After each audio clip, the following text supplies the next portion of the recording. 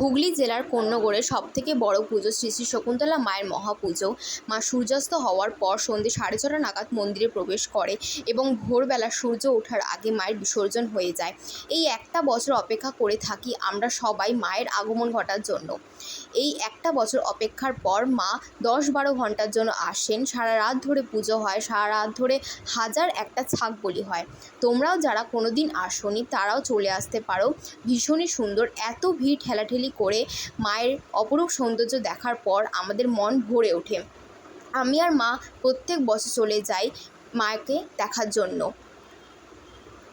মেলা বসে, 1 সপ্তাহ মেলা থাকে।